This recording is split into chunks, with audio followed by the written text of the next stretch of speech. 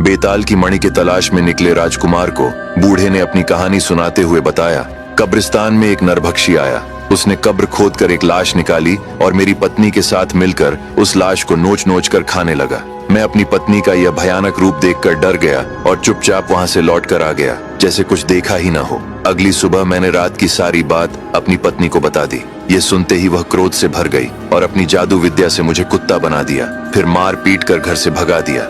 मैं भटकते भटकते एक व्यापारी के घर पहुंचा। व्यापारी बहुत दयालु था, मुझे खाने के लिए कुछ दे देता था, इसलिए मैं उसी के घर रहने लगा। एक दिन मैंने देखा कि उसकी पत्नी आधी रात को चुपके से घर से निकलती और एक बाग में पहुंचती जहां उसका प्रेमी आता। दोनों प्रेम पूर्वक बातें करते और संबंध बनाते, फिर सुबह होने से पहले वह वापस घर आ जाती।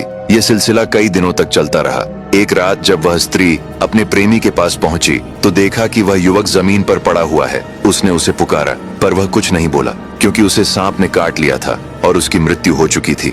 यह सब पास के एक पीपल के पेड़ पर बैठा एक पिशाच देख रहा था। उसी समय वह पिशाच उस युवक के शरीर में प्रवेश कर गया और फिर उसी रूप में उस स्त्री के साथ प्रेम करने लगा।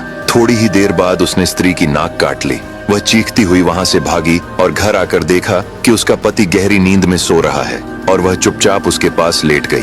कुछ देर बाद वह जोर जोर से रोने लगी। आसपास के सभी लोग इकट्ठा हो गए। तब स्त्री ने कहा, इन्होंने मेरी नाक काट दी है। व्यापारी बार बार कहता रहा कि उसने कुछ नहीं किया, लेकिन यह बात राजा तक पहुंच गई। राजा को इतना क्रोध आया कि उसने उस निर्दोष व्यापारी को मौत की सजा सुना दी और इस तरह एक निर्दोष व्यक्ति की मौत हो गई। मैं ये सब भीड़ में खड़ा देखकर सोच रहा था कि स्त्रियां कैसी कैसी हो सकती हैं। व्यापारी की मृत्यु के बाद मैंने भी वह घर छोड़ दिया और शहर में भटकने लगा। अब आगे की कहानी जानने के लिए देखिए अगला भाग।